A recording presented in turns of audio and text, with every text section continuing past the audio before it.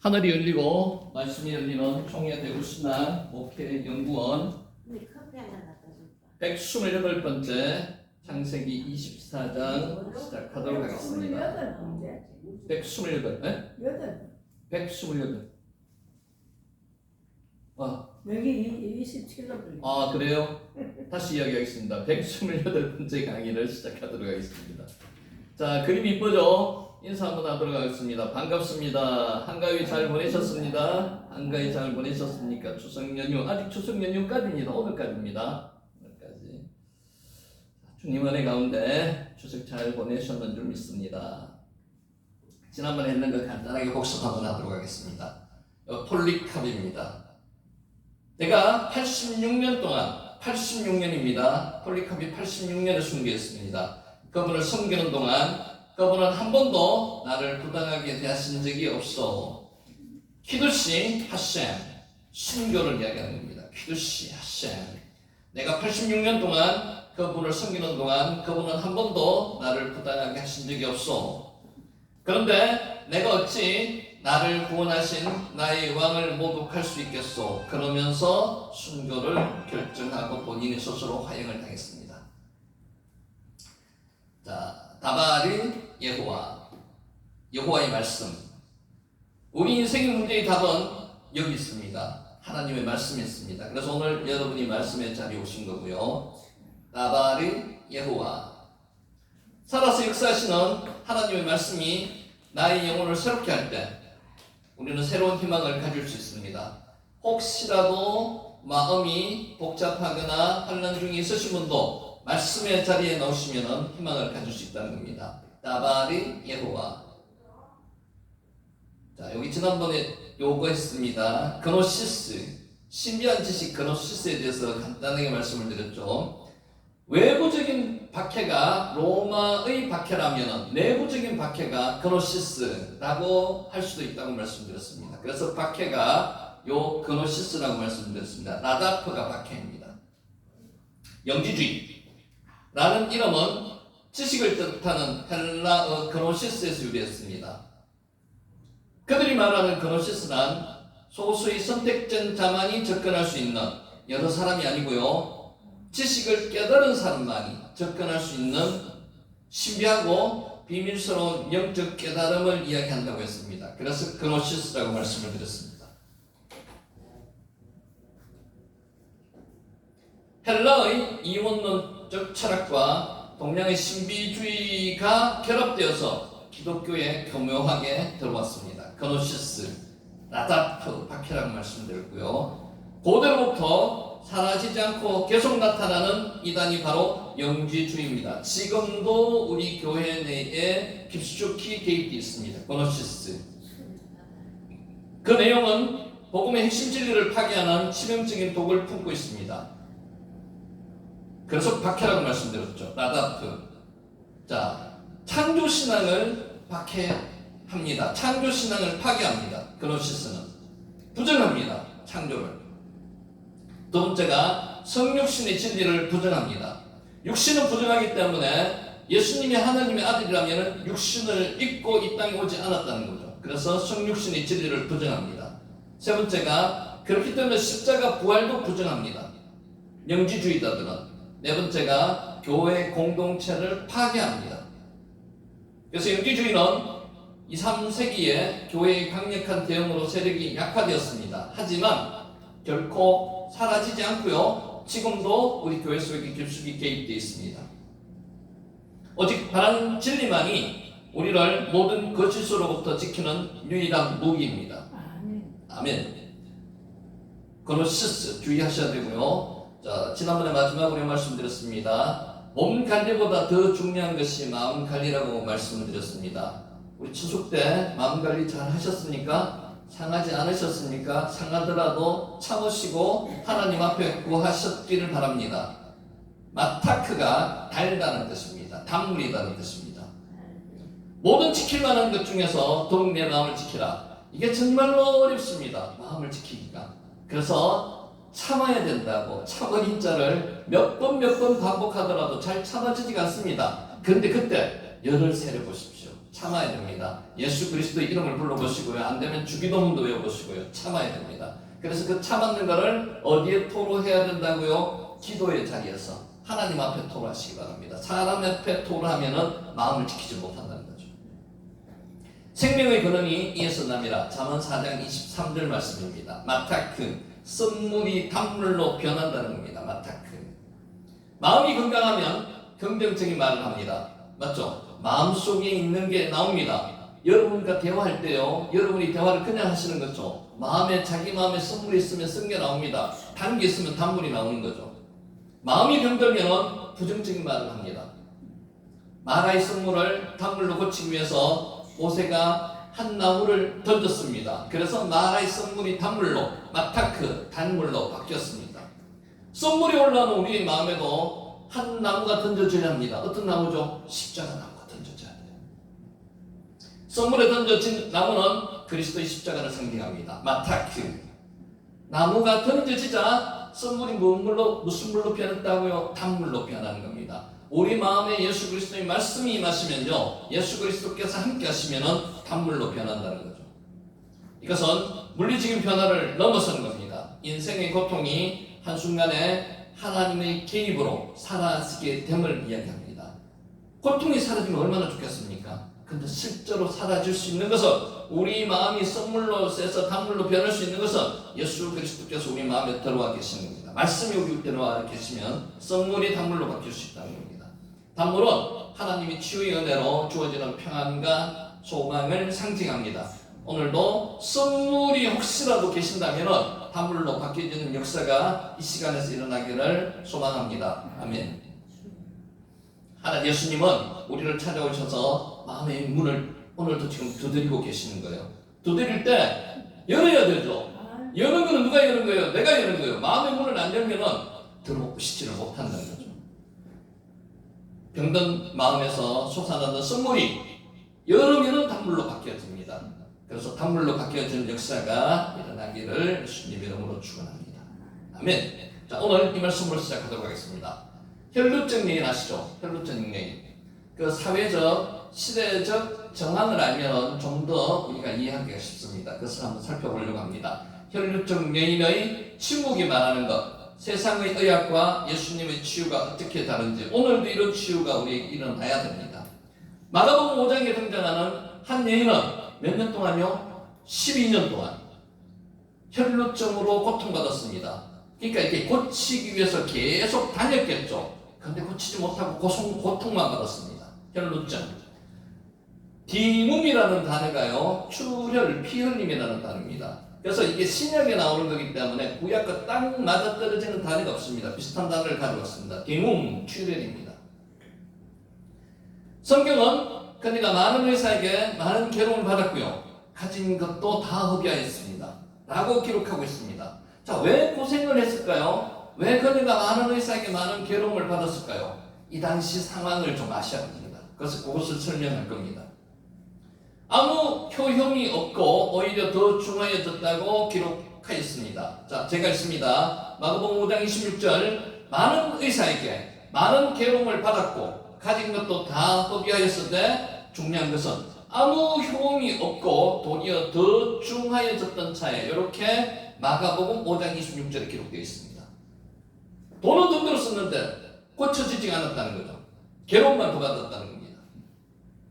이름조차 알 수 없는 한 여인이, 혈루증의 이름이 없습니다. 예수님을 만나서 치유받은 이야기는 단순한 기적 이야기가 아닙니다. 그녀는 당대 세계를 이끌던 두 개의 의료 체계가 있었다는 거죠. 그 세계 차이에 있었다는 겁니다. 즉 그리스 로마를 중심으로 한 치료 의학의 무지와 공동체를 지키기 위해 개인을 희생시켰던 이스라엘의 차가운 지혜는 모두 그녀에게 아무런 답을 주지 못했습니다. 그러니까 두 의료 체계가 있었다는 거죠. 그 당시에. 그 중에서 이 여인은 고통을 받았다는 겁니다. 저는 바로 이 비극적인 교차점에서 이야기를 시작하려고 합니다. 세상에서 가장 발전된 두 의학 기술이 외면한 한 여인의 고통을 통해서 예수님의 치유가 왜 단순한 기적을 넘어서 제3의 길을 제시하는 혁명적인 사건인지를 지금 살펴보려고 합니다. 디문 출현입니다. 피얼리. 서구 의학의 원칙과 한계가 이 당시에 있었다는 거죠. 지금도 마찬가지입니다. 의학에는 한계가 있습니다. 아직까지 고쳐지지 않고 밝혀지지 않은 질병들이 엄청 많습니다. 못 고칩니다. 인간의 힘으로는. 개인을 향한 위험한 열정. 그런데 이 당시에는 열정이 있었습니다. 의사들이 고치고자 하는 열정이 있었어요. 그렇기 때문에 더 고통받는 사람은 누구였다고요? 환자들이었습니다. 혈루증 여인이 찾아갔을 수많은 의사들은 당대 최고의 학문이었던 서구 의학을 신봉하던 사람이었을 것입니다. 열정은 넘치는데 방법은 몰라요. 그럼 어떻게 합니까? 이것저것 방법을 다 써보는 겁니다. 의학에 검증되지 않은 방법을 쓸 때는 사람이 죽기도 하고요. 그만큼 고통을 받는다는 겁니다. 디문 출현입니다. 기원전 400년 전에 누가 살았습니까? 히포크라테스라는 의학의 아버지가 이때 존재했습니다. 기원전 400년경에 그 의학 정신은 서구 의학 발전의 기초가 되었습니다. 물론 이것 때문에 이렇게 많이 발전을 했습니다. 그런데 이렇게 됨으로 고통받았던 많은 사람들이 있었다는 거죠. 그에게서 시작된 서구 의학의 원칙은 질병 원인을 신의 저주가 아닌 자연현상으로 봤다는 거죠. 옛날에는 무조건 질병이 걸리면 신의 저주라고 봤습니다. 그런데 이것을 따로 분리했다는 겁니다. 자연현상으로 보고요. 이성적 관찰과 체계적 이론으로 해결하려는 과학적 합리성에 있었습니다. 질병이라는 거죠. 따로 독립해서 보았다는 겁니다. 의학을 미신에서 분리해서 독립학문으로 발전시킨 것은 위대한 업적입니다. 띵웅, 출혈. 하지만 원칙에 비해서 그들이 가진 지식은 너무나 무지했습니다. 무지하게 일을 막 저지르는 거는 사람 몸에다가 일을 막 저지르는 거죠. 그러니까 엄청나게 많은 고통을 받았고 많은 사람이 죽었다는 겁니다. 그 당시는 원인을 몰랐기 때문에.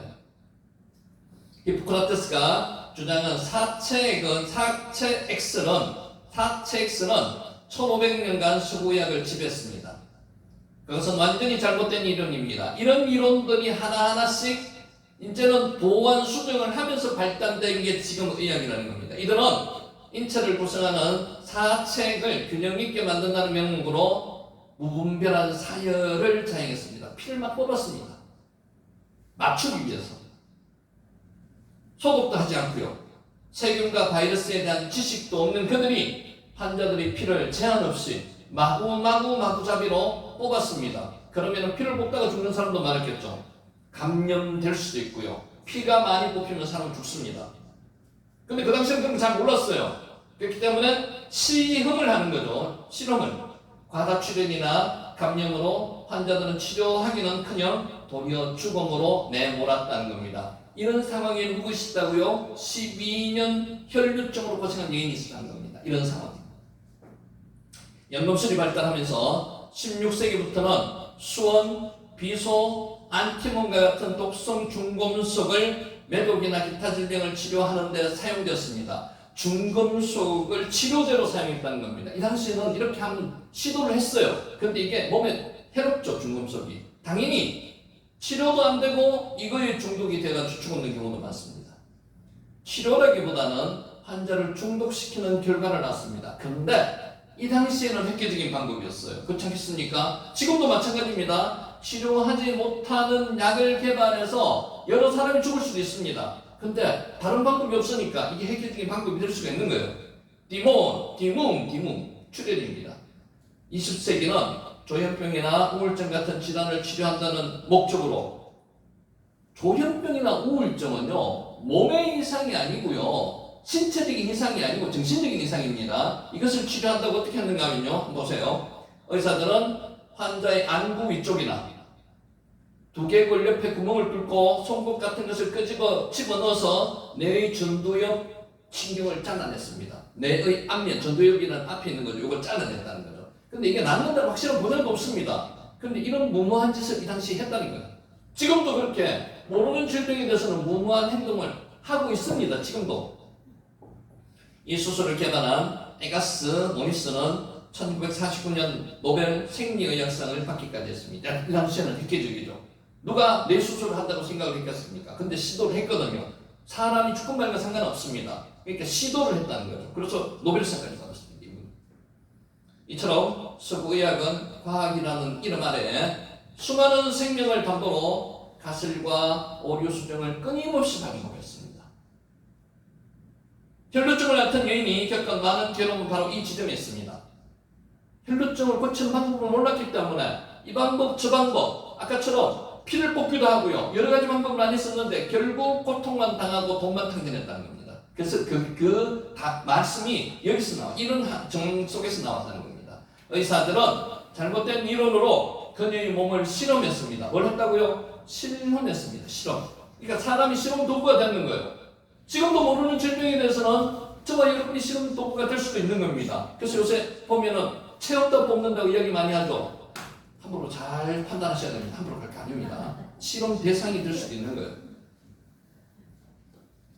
그 결과는 아무 효용도 없고 도리어 더 중해지고 전 재산을 탕진하게 만들었습니다. 그래서 오늘 마가복음에 나오는 그 구절이 나왔다는 겁니다.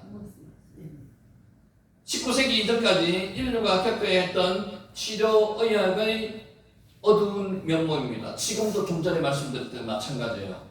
알지 못하는 병, 치료하지 못하는 병이 많은데 이 병을 치료하기 위해서는 뭐가 있어야 됩니까? 사람에게 먼저 치료를 해봐야 된다는 거죠. 그러면은 그것을 치료받는 사람은 치료받는 게 아니고요. 고통 속에 있을 수가 있다는 겁니다. 심지어 극한상의 목숨을 잃을 수도 있다는 겁니다. 성경의 예방의학. 성경은 예방의학적 측면이 강합니다. 치료의학보다는요. 공동체를 향한 차가운 지혜. 이것을 공동체를 향한 차가운 지혜라고 기록을 했습니다. 자, 한번 볼게요. 성경에서 우리가 말씀하는 레위기에 나오는 그런 규례들이 어떤 역할을 하는지. 그렇다면 그네가 속한 이스라엘 공동체의 처방은 어땠을까요? 성경에 나오는 말씀들. 성경의 의학은 치료가 아닌 예방에 집중했습니다. 병을 걸리지 않게 만드는 데 집중했다는 거죠. 병이 번지지 않게 하는 게 집중했다는 겁니다. 그게 성경에 나오는 말씀들에 대한 지혜입니다. 디몸 출혈에 대해서 말씀하고 있습니다. 혈루증. 그 원칙은 이론적 설명이 아닌 하나님의 명령이라는 율법의 형태로 주어졌습니다. 그러니까 설명이 아닙니다. 명령입니다. 명령. 하지 말라 하라 이렇게 되어 있습니다. 하나님의 명령이라는 율법의 형태로 주어졌다는 거죠. 디몸. 첫 번째 방법이 격리입니다. 우리 영화 같은 데 보면 격리 많이 나오죠. 문둥이 격리합니다. 일단 그거는 예방적 차원입니다. 치료적 차원이 아니에요. 격리. 이스라엘 사회는 전염병, 전염성 피부병 환자가 발생하면 진영 밖으로 환자를 격리했습니다. 그래서 옛날에 성경의 기록도 그렇게 돼 있을 수도 있겠지만은요, 문둥병이라 하면 다 문둥병이 아닙니다. 다 문둥병이 아니에요. 피부병의 일종인 병도 많았다는 거죠. 그래서 이런 환자들은 어떻게 해요? 격리, 진영 밖으로, 진영이 있다면 진영 밖으로 내보내는 겁니다. 나만 장군의 병을 성경에는 문둥병으로 번역을 했지만은요, 실제로 피부병의 일종이었다는 겁니다. 문둥병이면은 왕을 보필 못합니다. 그죠? 그런데 피부병이었다는 거죠, 그게. 이런 감염병 확산을 막는 가장 효과적인 방법으로 수천 년 후 혹사병으로 인구의 절반 이상을 잃고 나서야 깨달은 서양 의학의 원칙이라는 겁니다.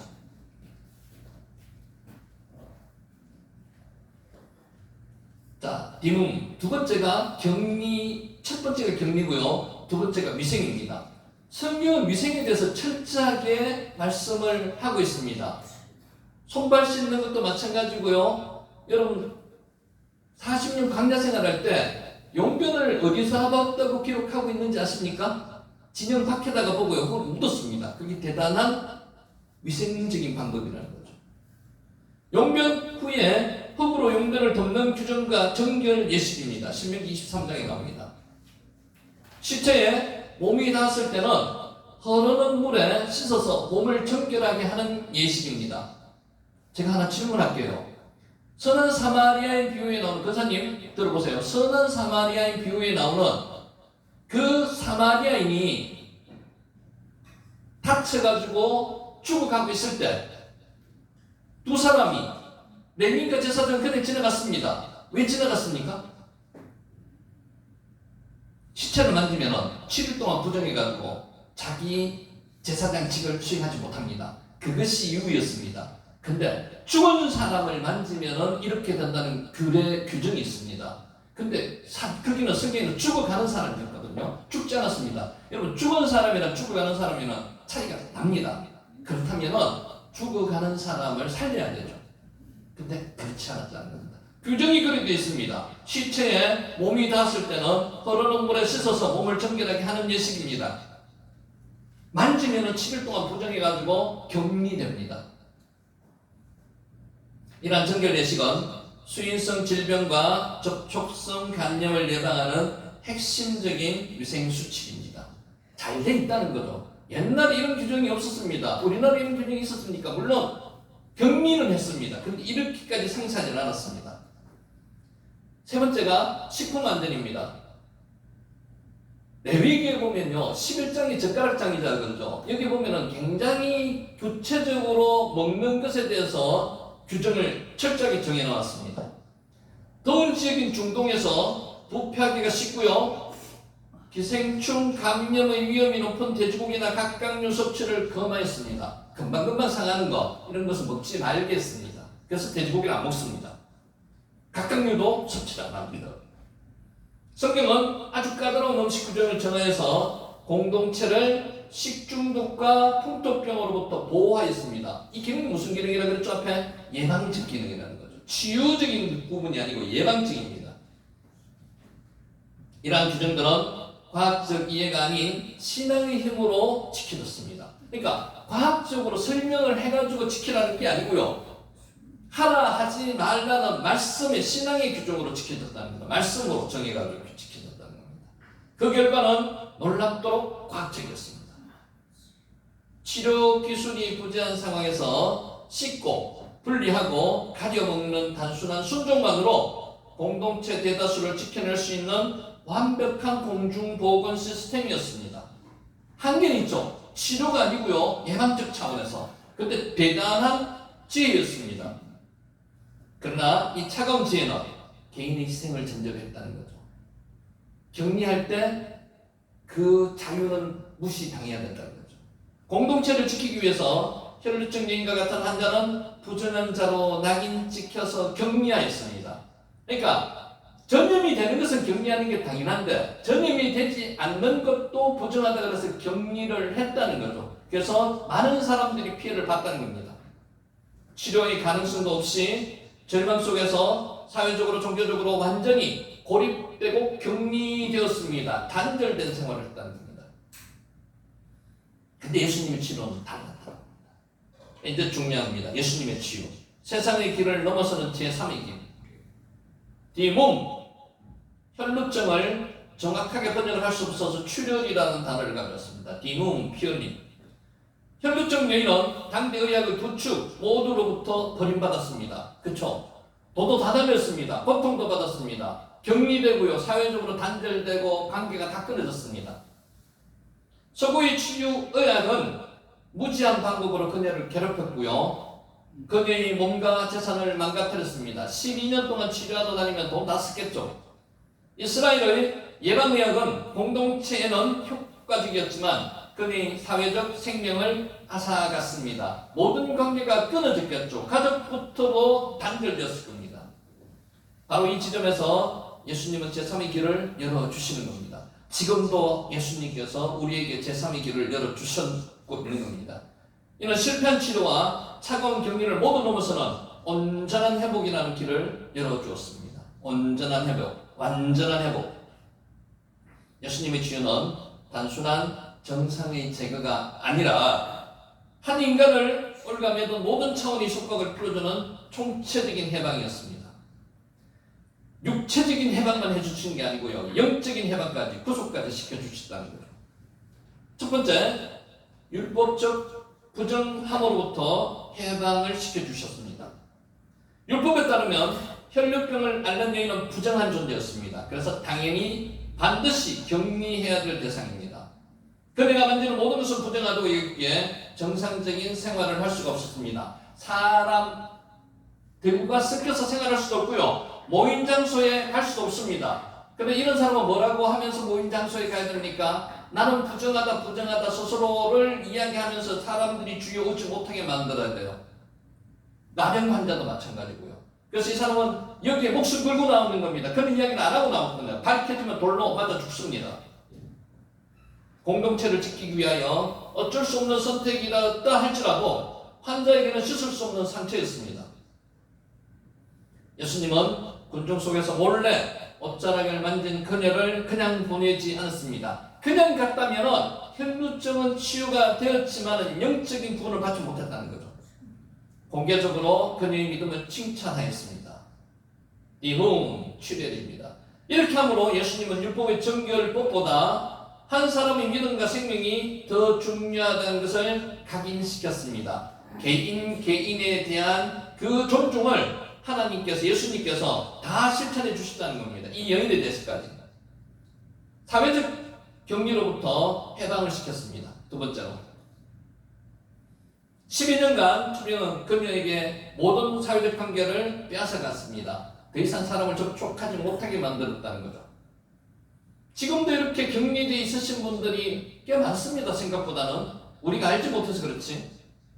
가족과 친구와 이웃과의 신체적 접촉이 금지되었기에 그녀는 살았다 하지만 죽은 자와 다를 바 없었습니다. 실제로는 죽었다는 거죠.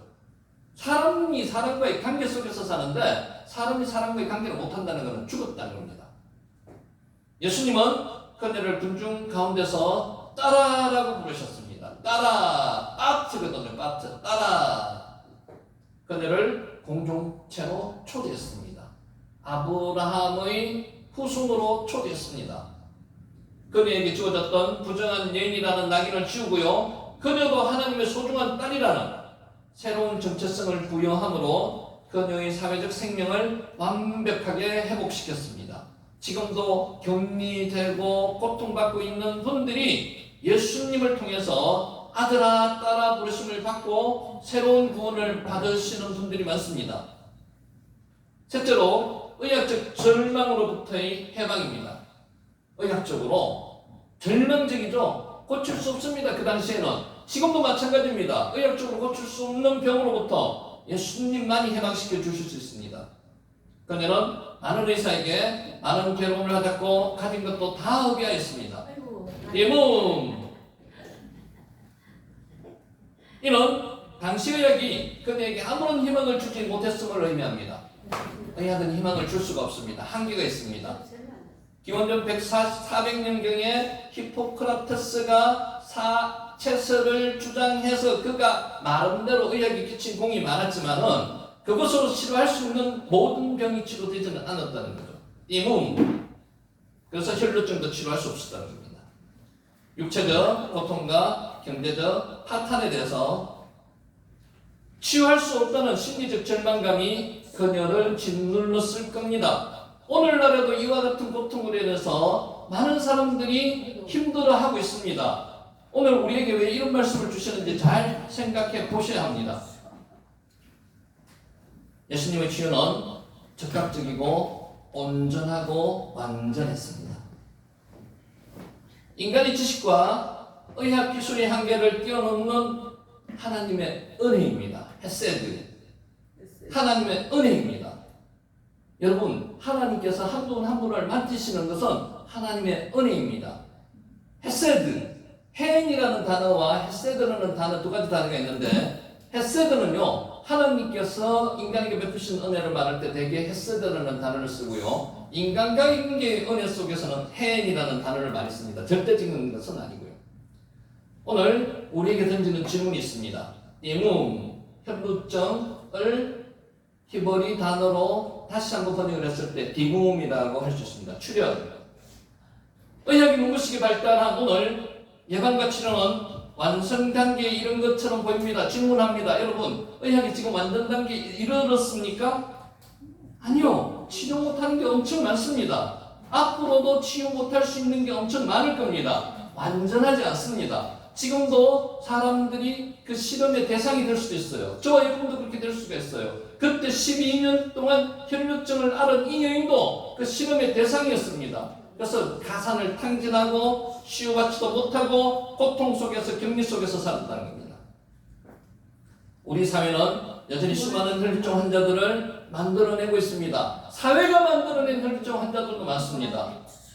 이몸 첫째 보이지 않는 낙인입니다. 이런 환자들에게 낙인을 찍습니다. 정신적, 육체적 장애, 가난, 사회적 실패, 정신적 신념 등이 다르다는 이유로 누군가를 부정하다 낙인 찍고 공동체 밖으로 밀어내는 경향이 있습니다. 격리하는 거죠. 격리하는 겁니다.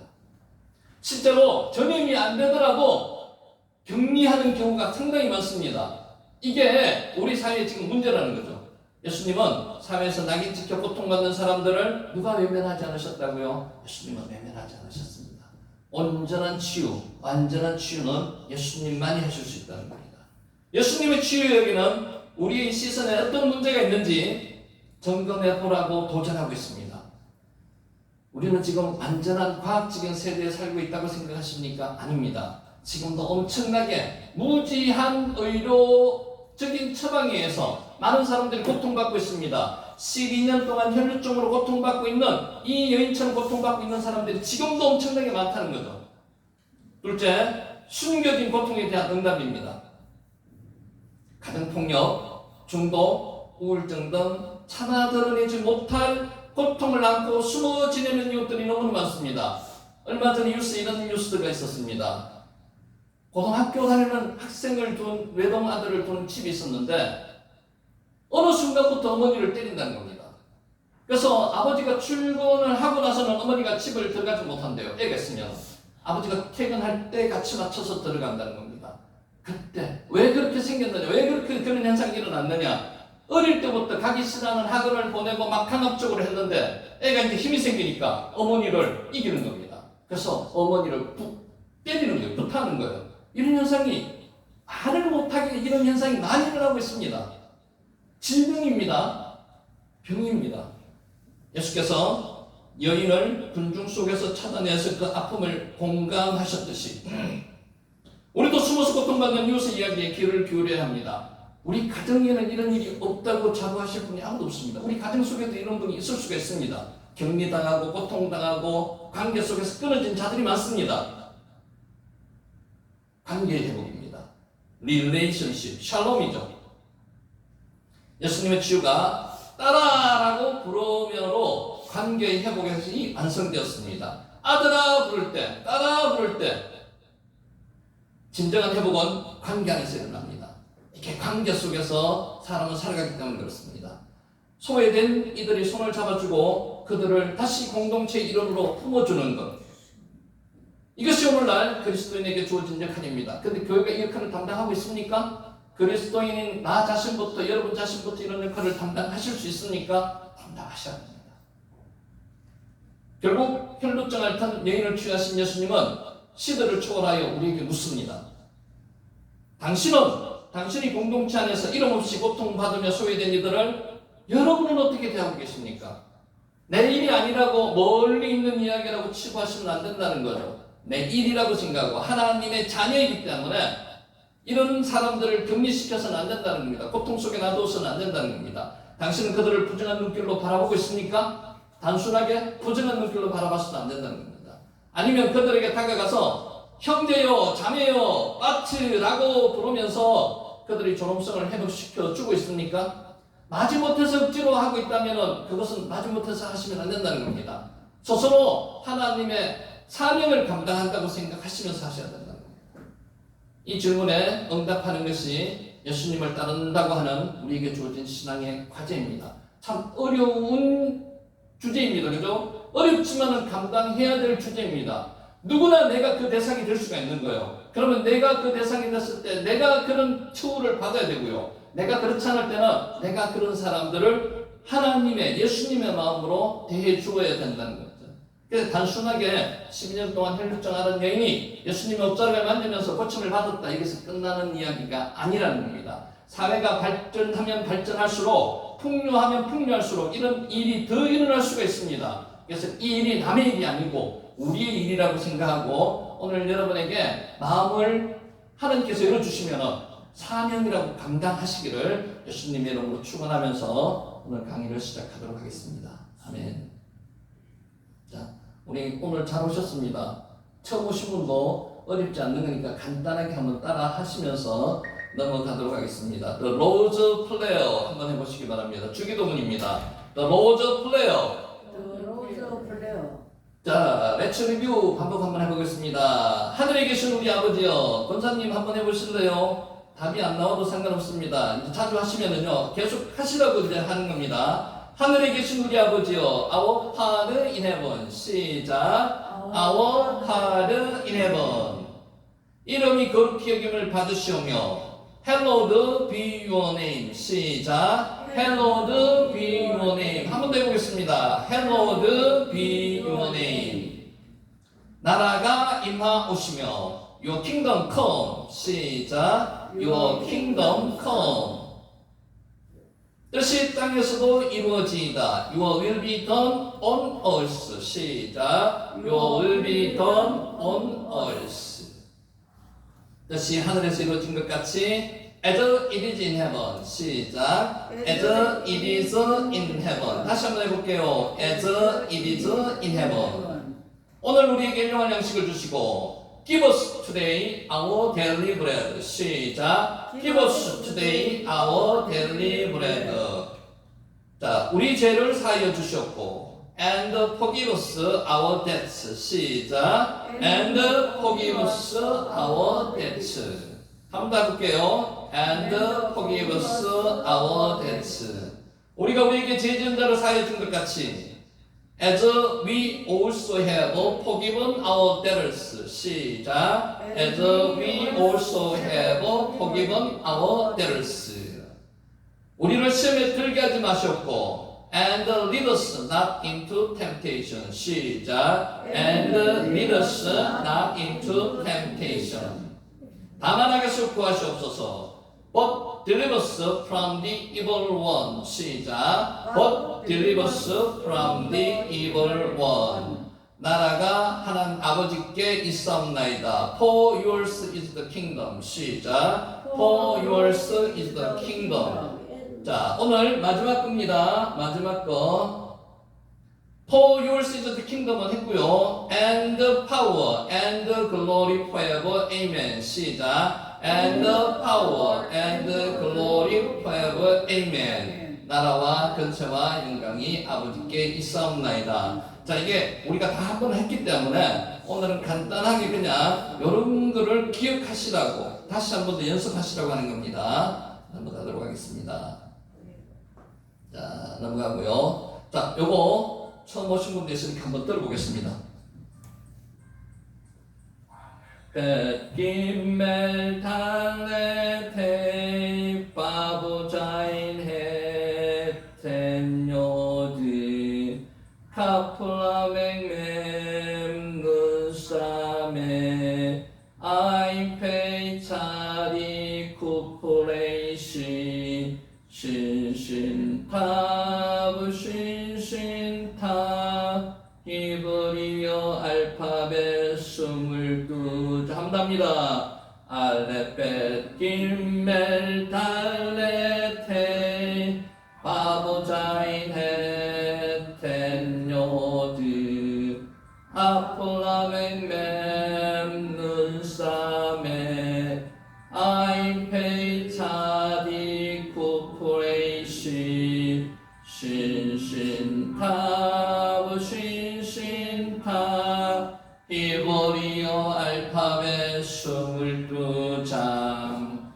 이 세상에 나와 있는 외국어 중에서 가장 배우기 쉬운 언어가 히브리어입니다. 근데 배우기는 쉬운데 사람들이 겁을 내서 잘 안 하는 거죠. 한 번만 간단한 부분만 아시면 아주 쉽습니다. 오늘 그 관심을 한 가져보시기 바라고요. 자, 이게 단어를 읽는 방법입니다. 발음을 하는 방법이라고 보시면 되죠. 짝대기가 있는 것은 무조건 아라고 읽는다. 머리 아프게 생각하지 말고요. 짝대기가 있는 건 무조건 R라고 읽으시면 되고요. 너무 많은 것을 생각하지 마시고 점이 2개 이상 있는 것은 L라고 읽는다. 점이 1개 있는 것은 E라고 읽는다. A, E까지 했죠. O는 단어 위에 점이 하나 있는 것은 O라고 읽는다. 단어 옆에 바보가 있고 점이 하나 있는 것은 U라고 읽는다. 이 정도만 하시면은 어느 정도 발음이 가능합니다. 히브리어가 처음 생겼을 때는 발음 기호가 몸이 없습니다. 자음밖에 없습니다. 이 몸은 후대에 다른 사람들이 아소라학파가 붙였는 발음 기호법입니다. 그래서 이거는 참고로 하시면 되는데 간단히 다시 한번 설명드릴게요. 짝대기가 있는 것은 무조건 R라고 읽는다. 점이 2개 이상 있는 것은 L라고 읽는다. 점이 1개 있는 것은 E라고 읽는다. 점이 단어 위에 있는 스펠 위에 알파벳 위에 있는 것은 O라고 읽는다. 우는 우측에 있는 걸 우라고 읽는다. 이렇게만 기억하시면은 자, 오늘 공부하는 데는 큰 문제가 없으실 겁니다. 자, 그러면은 지난번에 공부했는 거 복습 한번 하도록 하겠습니다. 28절, 지금 24장 하고 있습니다. 28절, 리브가에게 오라버니가 있어 그의 이름은 라반이라. 그가 우물로 달려가 그 사람에게 이르러, 여기서 달려가가 와타라츠라는 두 단어 그 발음을 했는데 실제로 루츠입니다. 루츠가 다름박질하다, 달리다는 뜻입니다. 자, 누가 달렸다고요? 리브가가 달렸다는 거죠. 오라버니가 있어, 리브가에게 오라버니가 있어 그 이름은 라반이라. 라반이 달렸다는 겁니다. 여기서 루츠가 세 사람이 달렸다는 단어가 나옵니다. 리브가도 달렸고요, 오라버니도 달렸고요, 종도 달렸습니다. 그래서 루츠라는 단어가 세 사람 나오는데, 달렸다는 단어는 언제 쓰는 겁니까? 아주 급박한 일이 있을 때, 기쁨이 넘칠 때 달리가 소식을 전하기 위해서 쓰는 겁니다. 그래서 오늘 기쁨이 넘치는 세 사람이 달린다는 표현을 썼다는 것을 기억하시고요. 자, 28절, 소녀가 달려가서 이 일을 어머니 집에 알렸습니다. 우리는 보통 보면은 누구 집에 알려야 됩니까? 아버지, 장막이 따로따로 되어 있더라도 아버지 가서 장막에 가서 알려야 됩니다. 근데 오늘 보면은 단어가 어머니 집에 알렸다는 겁니다. 여기 집이 장막입니다. 텐트입니다. 집에 알렸다는 것은 이 당시가 모계 사회였다는 것, 그것을 증명하는 방법이기도 하고요. 어머니 집, 베레츠 임마흐, 나가드가 선포하다 알리다는 뜻입니다. 이거 지금 복습이기 때문에 간단하게 하고 넘어갑니다. M은 어머니라는 뜻입니다. M. 바트가 딸이라는 뜻이고요. M이 어머니입니다. 29절, 리브가에게 오라버니가 있어 그의 이름은 나반이라. 그가 우물로 달려가 그 사람에게 이르러. 여러분, 재미있는 사실 하나 있습니다. 라반의 뜻이 무엇인지 아십니까? 라반이 창세기 11장에 벽돌을 라반이라고 합니다. 바벨탑을 지은 벽돌이 라반입니다. 왜 그게 라반이 됐는가요? 그 지역의 흙이 흰색입니다. 그래서 흰색의 흙으로 벽돌을 부었더니만 흰색이 되어버리는 거예요. 그래서 나반입니다. 그래서 이게 오라버니 이름이 나반이라는 뜻도 나름대로 의미가 있습니다. 희라는 뜻도 있지만은요, 겉은 흰데 그 바벨탑이 속은 어떨까요? 희지 않다는 거죠. 오라버니도 마찬가지 그런 개념이라고 생각하시면 됩니다. 겉은 번질하게 보이지만 속은 음흉한 사람, 나반입니다. 이해하십니까? 나반. 그래서 희다는 뜻 안에 있는 벽돌이 흰데 그 벽돌 안에 바벨탑이 흰 벽돌로 지었죠. 그 안에는 좋은 뜻의 그게 아니죠. 엄흉하다는 겁니다. 그래서 나반이라는 뜻이고요. 자, 29절, 리브가가 오라버니가 있어 그 이름은 나반이라. 그가 우물로 달려가 그 사람에게 이르러. 여기서 이제 우물이라는 단어가 베에르라는 단어가 처음 썼고요. 베에르는 어떤 우물인가 하면은 우물을 팠습니다. 우물을 파가지고 거기에다가 밑에서 올라오는 지하수보다도 빗물이나 이런 게 저장하는 용도로 쓰였던 우물입니다. 베에르, 실제로는 베에르였을 거고요. 거의 대다수가 이스라엘은 베에르입니다. 그런데 오늘 우물을 뭐라고 했는가 하면 아인이라는 단어를 썼습니다. 혼용해가지고 왔다 갔다 하게 썼습니다. 실제로는 베에르라고 보시면 됩니다. 그래서 하우차라는 단어를 우리 한글 성경에는 번역을 하지 않았습니다. 리브가에게 오라버니가 있어 그의 이름은 나반이라. 그가 우물로 달려가. 거기 앞에 뭐가 빠져있냐 하면요, 그 박혀우물입니다. 우물이 집안에 우물이 없었어요. 한국에는 우리 보통 보면 집안에 우물이 많습니다. 근데 외국 여기 히브리 이 당시 유대에는 마을 박혀우물이 있었습니다. 성 박혀우물이 있었습니다. 그래서 하우차라는 단어가 생략되어 있습니다. 빠져 있습니다. 한글 번역에는 그 박혀우물로 달려가 이렇게 해석을 하셔야 된다는 거죠. 후츠가 바깥이라는 뜻입니다. 아인이 우물이라는 뜻도 되고요. 눈이라는 뜻도 됩니다. 우리가 눈 이걸 뜻하는 거죠. 자, 30절 그의 누이의 코걸이와 그의 손의 손목걸이를 보고 또 그의 누이 리버가가 그 사람이 자기에게 이같이 말하더라 함을 듣고 그 사람에게로 나아갑니다. 그때 그가 우물가 낙타 곁에 서 있더라. 그가 그의 누이의 뭐를 보고요? 손목걸이와 코걸이를 봤다는 겁니다. 이 코걸이, 손목걸이 지난번에 말씀드렸죠.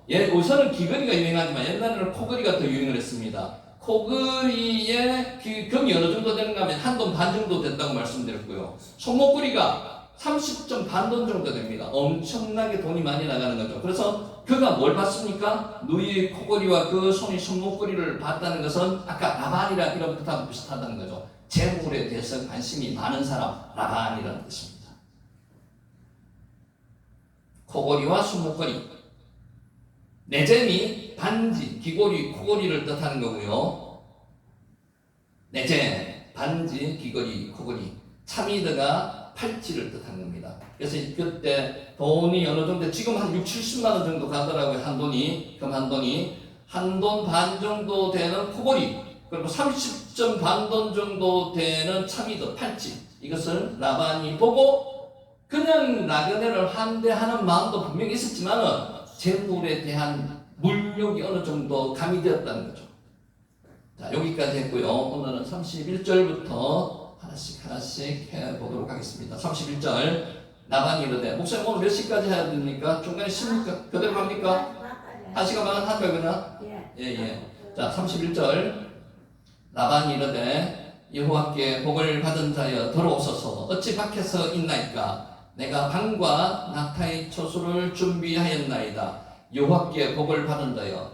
이런 단어를 쓴다는 것은, 이런 말을 한다는 것은 여호와 신앙이 있는 사람이 이런 이야기를 하는 겁니다. 근데 실제로 라반을 보면요, 어느 정도 조그마한 요 신앙은 있을지 몰라도 우상 숭배자입니다. 라반은. 그래서 여호와 신앙이 있는 사람은 아닌데 여호와 신앙을 가진 사람에게 자기가 가진 조그마한 신앙으로 이런 말을 했는 겁니다. 베르크 여호와, 여호와께 복을 받을 자여, 이런 말을 했는 겁니다.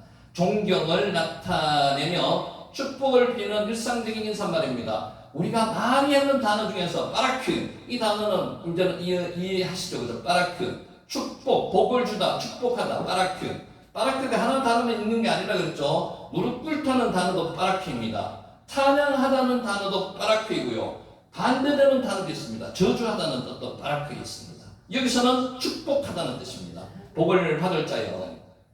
라반이 유일하신 여호와 하나님에 대한 신앙을 가지고 있었던 것은 아닙니다.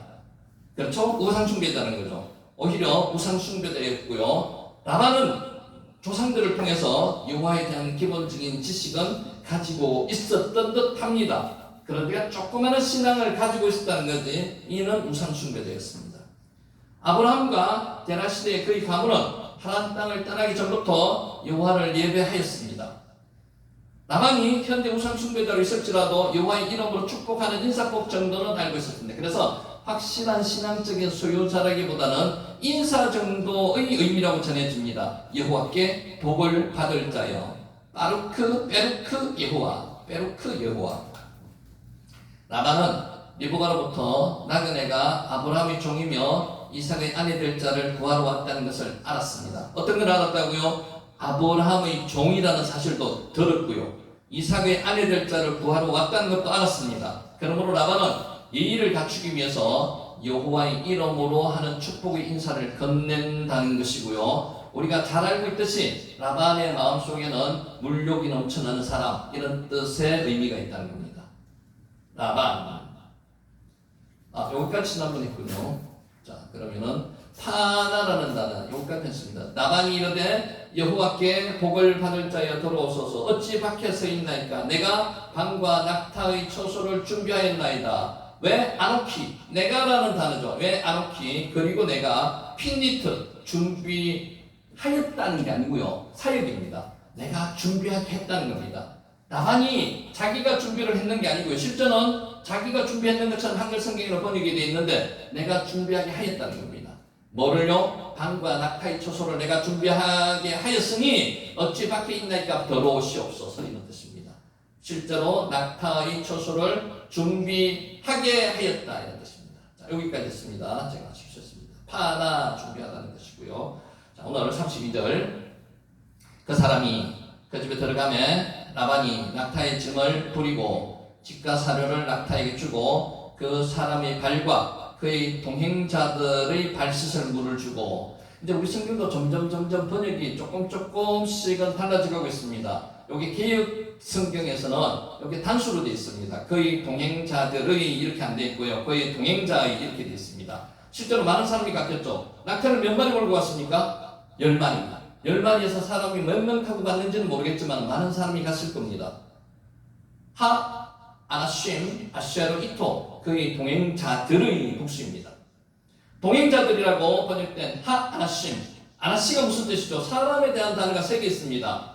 사람에 대한 에너시, 오늘 여기 나오는 에너시, 연약하여 죽을 수밖에 없는 존재들, 이게 사람에 대한 단어입니다. 아담, 붉은 흙으로 만든 사람, 이게 아담입니다. 에노시, 이시라는 단어는 남자를 사람이라는 단어도 없습니다. 그래서 사람이라는 히브리어는 3가지 단어가 나옵니다. 이시, 에노시, 그리고 아담 이렇게 나오는데 오늘은 에노시, 아나심, 복수라고 쓰는 거죠. 아나심은 사람을 뜻하는 에노시의 복수형으로 그 사람이라는 그 사람들.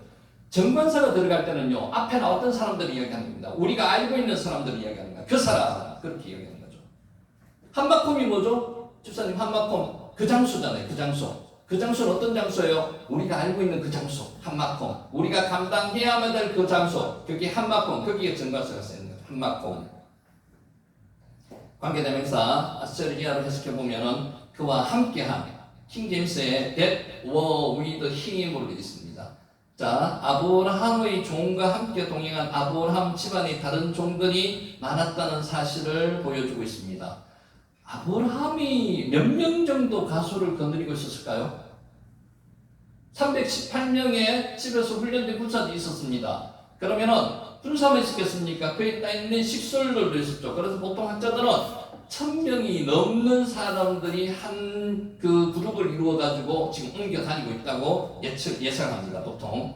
자, 개역 성경에서는 좀 전에 말씀드렸습니다. 단수형 종자라고만 했습니다. 단수가 아니라는 거죠. 번역함으로 아브라함의 종을 수행하였던 사람이 한 명밖에 없었던 것처럼 잘못 번역되어 있었는데 개역 개정으로 바뀌었습니다. 그의 동행자들의 개역 개정 성경은 동행자들로 다르게 번역했습니다. 그래서 이게 한글 성경이 또 이제 번역이 또 한 번 나올 겁니다. 개정이 개역돼가지고 그러면 조금 더 수정될 거고요. 근데 미리 수정되기 전에라도 이제 우리가 알 것은 알라고 히브리어로 직접 말씀을 드리는 겁니다. 씻을 물을 주고 우마인 리루 호치 먼지가 많고 건조한 중동 지역에서는 샌들을 신고 다녔습니다. 발등에 보이는 샌들을 신었기 때문에 나그네가 여행하는 사람들에게 발 씻을 물을 제공하는 것은 손님 대접의 가장 기본적인 내용이었습니다. 기억나십니까? 신약의 요한복음의 2장에 뭐가 나옵니까? 가나 혼인잔치 나오죠. 물동이 6개의 용도가 무슨 용도였습니까? 손 씻고 발 씻는 그런 용도였습니다. 누가 씻겨줍니까? 가집에 가장 비천한 하인들이 손님이 오면 씻겨주는 겁니다. 자, 라반은 아브라함이 종과 동행자들을 환대했습니다. 환대의 목적이 2가지를 그랬죠. 나그네 환대법에 의한 환대도 있고요. 어떤 무역에 어떤 관심이 있었기 때문에 환대를 했다는 2가지를 해석할 수 있습니다. 약대들까지 돌보는 호의를 베풀었다는 겁니다. 아버지 보두엘을 계신하여서 낯선 나그네에 대한 일상적인 대접함에도 소홀함이 없었던 듯합니다. 그냥 그 순수했으면 좋았을 텐데 그냥 순수하지는 않았는 것입니다. 여기서 나오는 단어가 라호체가 씻다는 단어입니다. 씻다. 히브리 단어는 발음이 비슷비슷하기 때문에 처음에는 잘 이해가 안 됩니다. 근데 자주 반복하다 보면은 어느 정도 이해가 되기 때문에 혹시라도 자기가 괜찮다고 생각하는 단어는 가능한 성경에 적어 놓으시면은 다음에 볼 때는 이해하기가 쉽습니다. 라호치, 씻다는 단어이고요. 레겔이라는 단어는 자주 나옵니다. 발이라는 뜻이거든요. 발을 씻다는 것입니다. 레겔. 33절 그 앞에 음식을 베푸니 그 사람이 이르되 내가 내 일을 준수하기 전에는 먹지 아니하겠나이다. 라반이 이르되 말하소서. 자, 이 당시 문화에는요 음식을 베풀면은 다른 행동을 일체 중지하고 음식을 먹어주는 게 예의였습니다. 근데 오늘 이 늙은 종은 그렇지 않다는 거죠. 이렇게 주장을 합니다. 나는 이 음식을 먹기 전에 내가 이 이야기를 먼저 하겠다는 겁니다. 그래서 이 문화 자체를 잘 이해하시고 들으셔야 됩니다. 내일, 때, 빠라이. 따바르가 말씀이거든요. 미, 드바르가 여기서 나오는 겁니다. 말씀이 있는 곳이 광야이고요. 미, 드바르. 때바라이. 때바르가 사건, 일이라는 뜻도 있습니다. 자, 그래서 일로 번역된 따바르는 1차적으로 말씀을 뜻합니다. 말씀인데 하나님의 말씀을 뜻하는 경우가 많습니다. 사람의 말이 아니고요. 따바르가 말씀으로 번역될 때는 다양한 문맥 가운데 매우 다양한 의미를 지니고 있습니다. 아까 좀 전에 빠라크 말씀드렸듯이 히브리어 단어는 한 단어에 한 가지 뜻만 있는 게 아닙니다. 많은 뜻이 있습니다. 그래서 문맥 안에서 들어가서 파악을 하셔야 된다는 거죠. 따바르가 근본적으로 하나님께서 말씀하셨거나 하나님께서 말씀하시는 것을 뜻하는 사실에 있어서는 변함이 없습니다. 그래서 인간의 말보다는 성경에서는 따바르는 하나님의 말씀을 할 때 말씀을 따바르라고 많이 이야기합니다. 십계명을 예로 들면 그것은 10개의 말씀들이라는 뜻입니다. 10개의 말씀들. 자, 부문적인 특성상 명령을 기록해 놓은 겁니다. 명령이죠, 명령. 때 빠라이. 이스라엘 역대 왕들의 치적을 기록한 역대기를 살펴보면요, 따바르가 왕들의 행적을 의미한다는 것입니다. 따바르의 의미는 하나님의 인도함을 받아 나라를 다스리는 왕의 일, 역사, 이게 따바르라고 기록하고 있습니다. 따바르. 그러니까 말씀이라는 뜻 외에 일, 사건이라는 뜻도 있다는 거죠. 여기서는 일, 내 일, 따바라이, 내 일이라는 겁니다. 나의 일, 소유격입니다. 나의 일. 뿐만 아니라 여호사밧은 엘리야를 가르쳐 여호와의 말씀이 저에게도 있도다라고 말하고 있음을 볼 수 있는데, 따바르는 하나님이 계시, 신탁을 의미하기도 한다는 겁니다. 이처럼 다양하게 사용된 용례를 통해서 볼 때 따바르는 하나님의 말씀과 관련되어 있습니다. 사람이 말이 아니고요, 따바르는 하나님의 말씀과 관련되어 있는 단어입니다. 여기서 사용되는 다양한 단어의 의미를 또한 하나님의 말씀과 무관하지 않음을 볼 수 있습니다. 그렇게 대표적인 게 미드바르라고 했죠. 장소 전치사 M이 들어갔고요, 그 안에 뒤에 다바르가 나옵니다. 그래서 말씀이 있는 장소, 그게 광야라는 거죠. 미드바르, 따바르. 히브리인들은 자신에게 주어진 사명이나 임무를 하나님의 말씀과 연관지어서 하나님의 명령이요, 지시로 받았습니다. 명령입니다. 권유가 아니고 명령으로 받았다는 거죠. 하나님의 종이 자신에게 맡겨진 임무에 대해서 철저했던 이유가 바로 주인 아브라함의 명령이기 이전에 주인의 명령을 뭐로 받았다고요? 하나님의 명령으로 생각했다는 겁니다. 그래서 성경에 나오는 것은요, 우리가 그냥 지켜도 되고 안 지켜도 되는 그냥 말씀이 아니고요, 하나님의 명령이라는 겁니다. 꼭 지켜야 된다는 말씀이라는 거죠. 오늘날 성도 역시 자신의 일에 우연히 주어진 것이 아니라 하나님께서 주신 일이라는 직업에 대한 소명을 가져야 합니다. 지금 내가 하고 있는 일은요, 내가 선택해서 하고 있지만은 하나님께서 주어주신 소명이라는 겁니다. 사명이라는 겁니다. 그렇기 때문에 그곳에서 최선을 다해서 열심히 한 만큼을 내가 감당해야 된다는 거예요.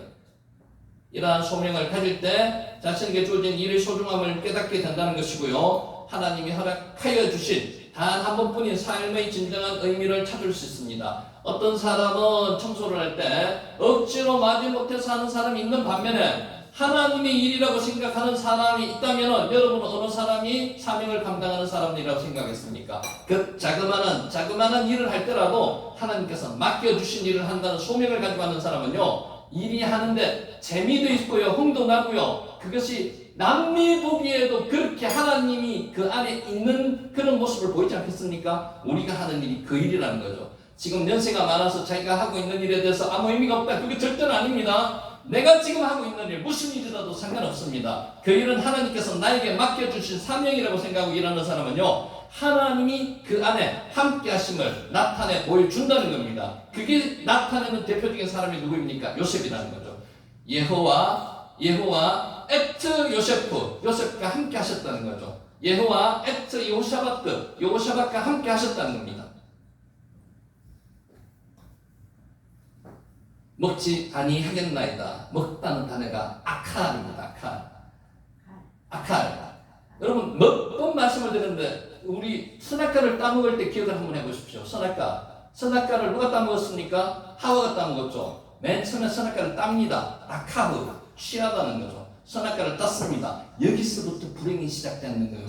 라카흐 따서 아칼 본인이 먹었습니다. 여기 아칼이 나오고요. 그리고 또 중요한 것은 나탄이라는 단어가 있습니다. 주다는 누구한테 줬어요? 남편에게 줬습니다. 아담에게 줬습니다. 그리고 그도 또한 아칼 먹었다는 거죠. 그래서 네 개의 단어가 여기서 원죄가 시작됐다는 겁니다. 아칼, 오칼 먹지 아니하겠나이다. 가나안에서 하란까지 광야를 지났는데 실제 거리가 800km, 직선 거리가 690km.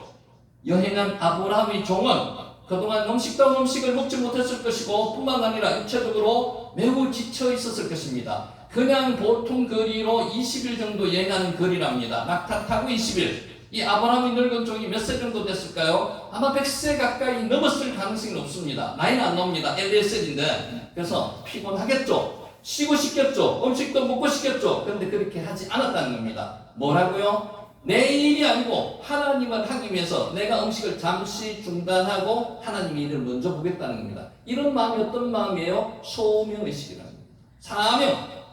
그러나 라반의 집에 도착했고 자신이 들었던 기도대로 행한 여인도 찾았으니 종은 우선 흑인 배를 채우고 충분한 휴식을 취한 후에 아담의 혼인을 꺼내어도 결코 이상하지 않습니다. 보통 이렇게 합니다. 그렇지 않습니까? 온전한 정신으로 깨끗하게 몸도 씻고 이렇게 하겠죠. 그런데 그렇게 하지 않았다는 거예요. 내 일이 아니고 하나님이 일을 하는 사람은 하나님이 일을 끝마치고 나서 내 일을 본다는 거예요. 게다가 당시 중건동 지역에서는 주인이 접대를 받기 전에 방문 목적을 밝히는 것은 결례로 여겨졌습니다. 예의상 먼저 차려진 음식을 정성스럽게 차린 음식을 먹고 한다는 거죠. 아브라함의 종 역시 낯선 사람이 남의 집을 방문하자마자 구체적 상견례도 없이 불쑥 결혼 이야기를 하는 것은 예의에 어긋나지만은 뭐 때문에? 하나님의 일이기 때문에 모든 인간적인 대소사를 뒤로 하고 하나님의 일을 먼저 한다는 겁니다. 이런 사명의식이 우리에게 있어야 된다는 겁니다. 하지만 아브라함의 종은 이삭의 혼자 문제가 단순히 어떤 개인의 인생사 중대사 정도가 아니라는 겁니다. 언약 백성의 번성이라든지 하나님의 구속 역사 한 부분을 이루어 나갈 중차대한 하나님의 명령이라는 겁니다. 무엇보다도 우선해야 할 하나님의 거룩한 사역임을 분명히 알고 있었다는 겁니다. 오늘 여러분이 이 자리에 나오신 것은요, 하나님의 명령으로 나오신 겁니다. 그냥 보통 나오신 게 아니에요. 하나님께서 나가라 하는 명령으로 나가셨고요. 말씀을 듣고 이 말씀을 하나님의 명령에 따라서 실행하라고 오늘 이 자리에 나오신 거라고 합니다. 때문에 그는 결례를 무릅쓰고요. 자기가 누구며 왜 여기까지 오게 되었는지를 먼저 밝혔습니다. 우리 성도들은 바로 이런 사명감에 투철한 종의 행실을 본받아야만 합니다. 그냥 성경에 나오는 한 사건 한 사건이 그냥 나와 무관한 사건이 절대로 아닙니다. 하나님이 그 몇 천 년 전의 이야기를 오늘 끄집어내가지고 다시 우리에게 하시는 말씀은요, 그 사건으로 여러분이 깨달으시라는 겁니다. 하나님을 향해서나 사람을 행해서나 자신에게 맡겨진 사명을 감당하기 전에는 결코 어떤 일도 하지 않겠다는 자세가 필요하다는 겁니다. 바로 자신에게 맡겨진 주님의 일을 생명의 양식으로 삼은 자세라고 하겠습니다. 마찬가지입니다. 지금 여러분이 하찮게 여기실 수도 있는 내가 하고 있는 일상 속에서의 일이 내 일이 아니라는 거죠. 하나님의 일이라는 거죠. 그렇기 때문에 최선을 다해서 하는 게 아니고 하나님을 대하듯이 하라는 겁니다. 34절 그가 이르되 나는 아브라함의 종이니이다. 에베드 종이라는 거예요. 나는 아브라함의 종이니이다. 에베드 아브라함 아노키 나는 아브라함의 종이라는 겁니다.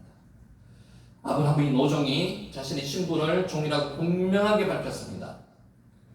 그렇게 자신을 표현하는데 사람 32절에서 사람 에노시라는 하아나심과 같은 일반적인 단어를 사용하지 않고요. 노예, 하인, 종 에베드라는 단어를 사용했습니다. 여러분도 어디 나갔어요? 하나님의 종이라는 단어를 사용하시기 바랍니다. 내가 아닙니다. 나는 내려놓아야 돼요. 하나님의 종 에베드 아브라함 아노키 이렇게 표현했다는 겁니다.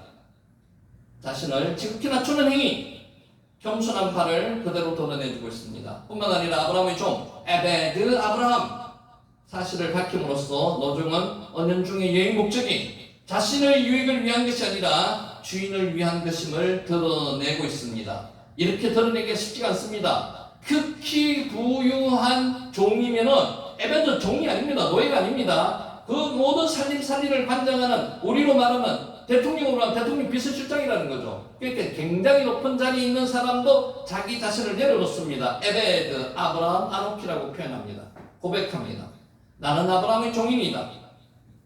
자, 이러한 본문에서 49절까지에 걸쳐서 아브라함의 종은 특별히 자신이 멀고 험한 여행을 하면서 아브라함의 동족이 사는 하란에서 이삭의 신부감을 구하는 이유를 분명하게 드러내고 있다는 겁니다.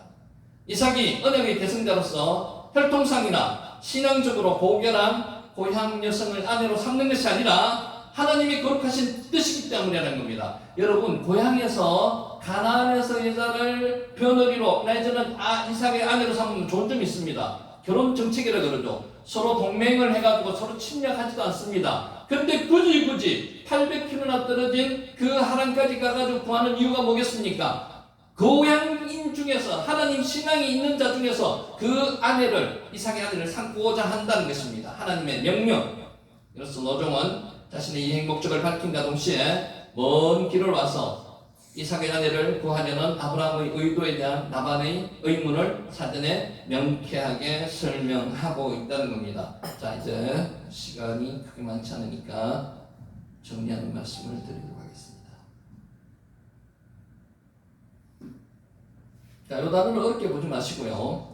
보이는 것과 보이지 않는 것. 여러분, 어느 게 더 중요합니까? 보이는 것이 중요합니까? 보이지 않는 것이 더 중요합니까? 보이지 않는 것이 더 중요합니다. 영적인 것이 더 중요하다는 거죠. 실제로 보이는 것은 우리 눈을 현혹하는 겁니다. 육체의 안목과 이런 나머지 우리 눈을 즐겁게 하는 것이지만 중요하지는 않다는 거죠. 자, 이 단어는 너무 어렵게 생각하지 마시고요. 에남 리르임인데 여기 다라는 단어가 쓰여 있습니다. 보이지 않는 이런 뜻입니다. 에남 리르임.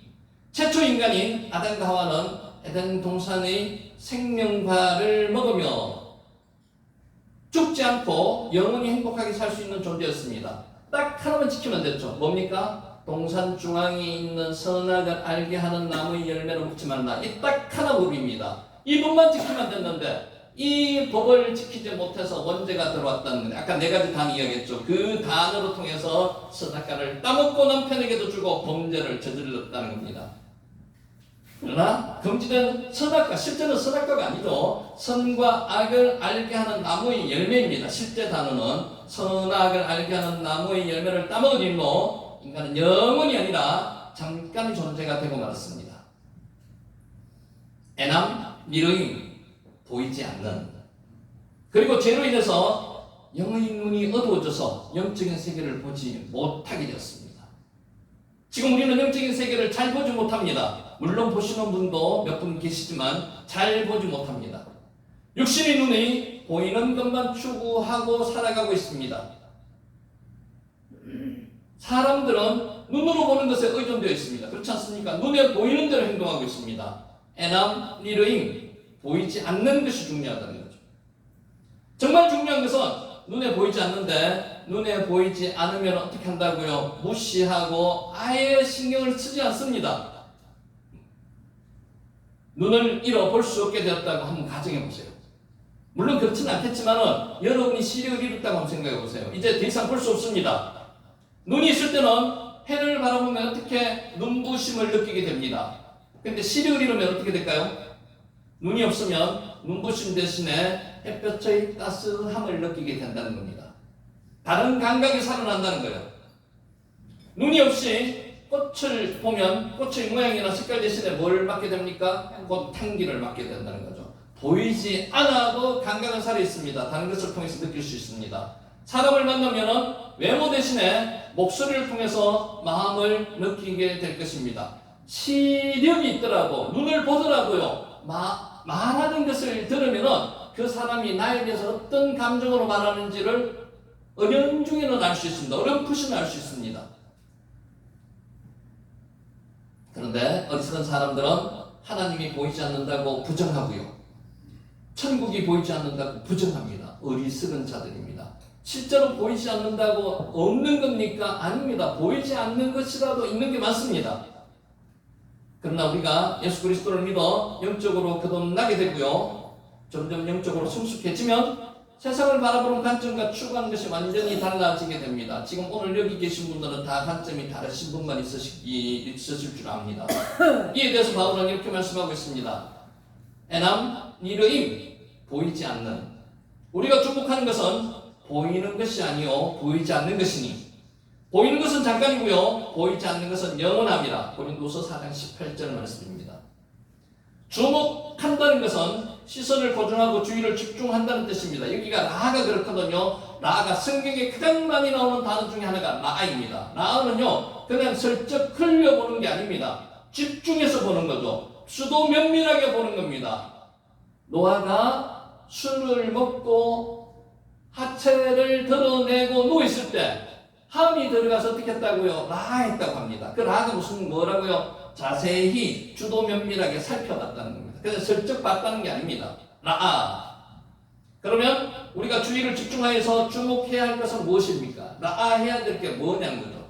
보이지 않는 영원한 것들을 라 해야 된다는 겁니다. 우리가 영원한 것에 주목해야 하는 이유는요, 본에 보이는 것은 잠깐 있다가 다 사라지기 때문입니다. 보이지 않는 것에 집중해야 된다는 거죠. 여러분 보이지 않는 것에 집중하시고 계시죠? 그런데 사람들은 눈에 보이는 것만 주목하고 추구하고 욕망합니다. 특히 물질이거든요. 물질. 쾌락. 사람들의 목표는 그 보이는 것들을 더 많이 소유하는 것입니다. 여기서부터 불행이 시작되는 거예요. 눈에 보이는 것들은 유한합니다. 우리가 이 세상을 떠날 때 하나도 가져갈 게 없습니다.